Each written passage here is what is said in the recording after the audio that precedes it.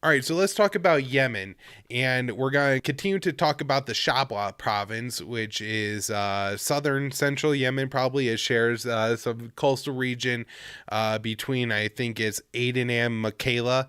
Would be kind of the two or bigger port cities on the Gulf of Aden there, Yemen's southern coast. And the Houthis had taken a lot of the province that was the north of Shabwa, that's Mareb, and then had also made some progress in Shabwa. And then this was apparently turned back in Shabwa and in part in Maarib, and this was because of an offensive made by the UAE Bat Giants Brigade. And there's an article on the Giants Brigade at Middle East Eye. It sounds like a very interesting group, as you know, oftentimes is the case with the war in Yemen. It's never as simple as you think it is, like the UAE bats this side on the ground and the Saudis bat this side.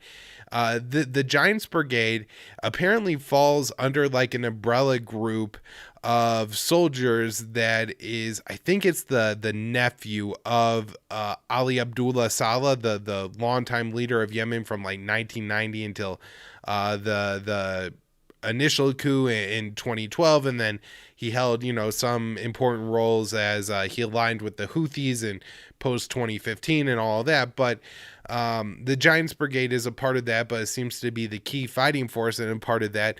But this is a UAE bat group in Yemen. Typically, the UAE bat groups in Yemen are more supportive of the Southern Transitional Council than the Saudi bat government, which is led by Hadi. But this UAE bat group is supportive of Hadi. Now, according to ACLED, that's the Armed Conflict Location and Data Project, the Giants Brigade are primarily composed of ultra-conservative Salafist fighters. And, Salafist fighters, it's probably a little bit of a wider, umbrella than just like Osama bin Laden and al-Baghdadi. But, the Salafist fighters are jihadists, right? We're not talking about the moderate rebels or anything like that. We're talking about people who are associated probably and as has been talked about a long time in this war, including by Nasser Arabi, the Yemeni journalist. American allies, Saudi Arabia and the UAE, are backing jihadist elements on the ground in Yemen. And so this could be more evidence of that. But this group made up 15,000 fighters, made some serious gains on the ground in Yemen, and pushed the Houthis back quite significantly. Now, elsewhere on the ground in Yemen, I read a couple of interesting articles that I think are very important.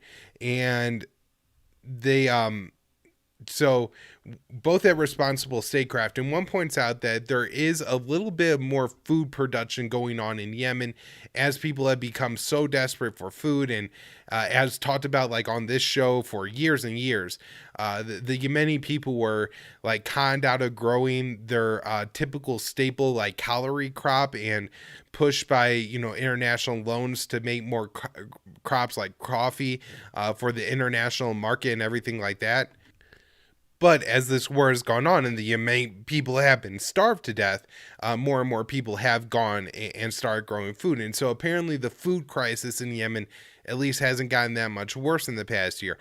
Also, it talks about that the Houthis have been particularly competent in governing northern Yemen. And so because the security is better there, the exchange rate is better there, the prices are better there, people are leaving southern Yemen, the places held by the U.S.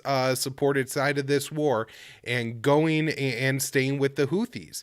And, moving, I guess, wealth and capital and everything from southern Yemen into northern Yemen of Sana'a. And the Houthis have been welcoming this. this. And so it's not exactly a surprise. I've been talking about on the show for a long time that the Saudis have been trying to, ride cheap on this war by printing a bunch of Yemeni rials to flood into southern Yemen. The Houthis have refused to accept these new banknotes, and so their exchange rate has stayed far more better and more consistent. In southern Yemen, there's fighting going on between the Saudi-backed Houthi government and the UAE-backed Southern Transition Council pretty frequently, that causes, crises and ruling instability and everything like that. So not surprising that the people of Yemen are choosing the Houthi-led control over the Saudi U.S. bad side of this. Couple more stories on Yemen. Saudi Arabia says that the ports of Yemen are legitimate targets, and they're also talking about critically the port of Hodeidah, Yemen's port that's able to support the largest tankers and everything like that coming in. The way you could really get the kind of goods into Yemen needed to support the country's 28 million people. It takes a lot of commerce to support that, and then everything could be made internally.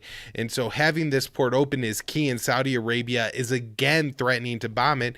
Of course, at the beginning of the war, they bombed the stationary cranes that are, at ports, right? The giant things that take the container ships off of everything. And the Houthis have had to use smaller cranes that are more mobile and stuff like that don't unload these ships nearly as quickly as the stationary cranes would and everything like that. But Saudi Arabia is again threatening to bomb this port, and that it would be probably a horrendous loss for the Yemeni people to have this lifeline cut shorter than it already has been.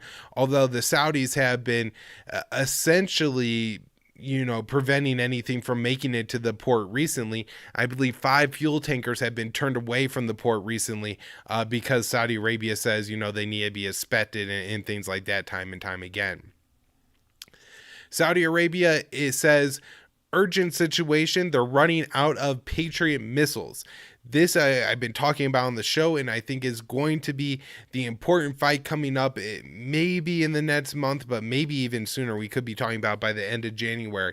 The U.S., we're going to have to stand up, particularly the anti-war community, and really try to make a fight over this, because if we could cut Saudi Arabia off from their interceptors, then Saudi Arabia will be vulnerable to Houthi attacks and may actually have to negotiate to end this war rather than just keeping on this medieval siege that's starving and killing hundreds of thousands of Yemenis.